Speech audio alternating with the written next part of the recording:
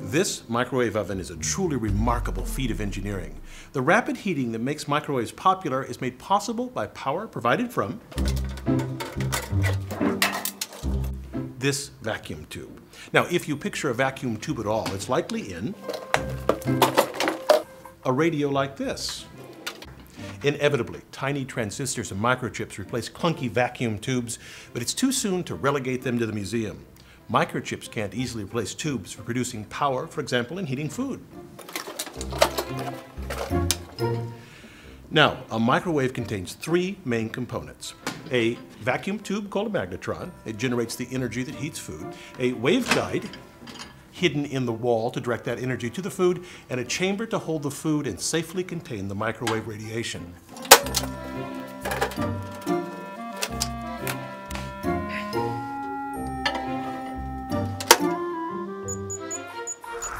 In principle, a microwave oven heats no differently than any other type of heat transfer. At a molecular level, heat is a transfer of energy that results in increased motion of the molecules in a substance.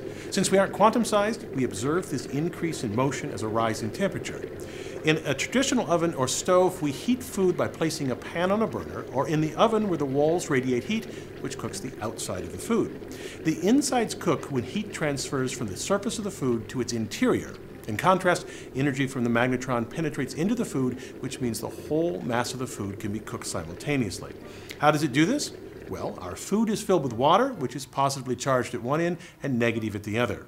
To give these molecules more energy, we expose it to electromagnetic waves that emanate from the tube. By definition, the waves have the electrical and magnetic fields that change direction rapidly. For this oven, the direction of the fields change 2.45 billion times per second. Water will try to align with the radiation's electric field. The changing field rocks the water molecules back and forth rapidly, and molecular friction from this creates heat as the motion disrupts the hydrogen bonds between neighboring water molecules. Now, you can get an idea of the wavelength of the energy emitted from the magnetron using cheese.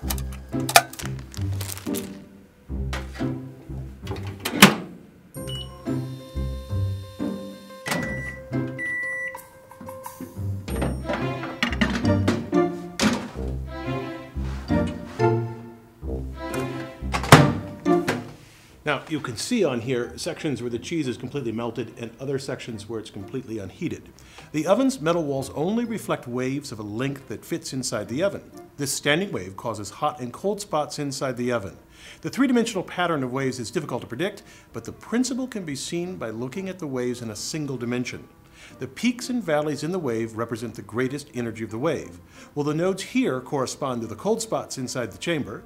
If I measure the distance between melted cheese spots, I find about 2.5 inches. That would be half the wavelength, the distance between nodes, and is pretty close to the actual wavelength of microwave radiation used. Using that wavelength, I can estimate the microwave radiation's frequency. The frequency is related to the wavelength by the speed of light. I get an answer that only has a 4 or 5% error, not bad for this primitive measurement. Now, the real engineering in the microwave oven lies in creating the magnetron that generates high-powered radio waves. It's truly an amazing and revolutionary device.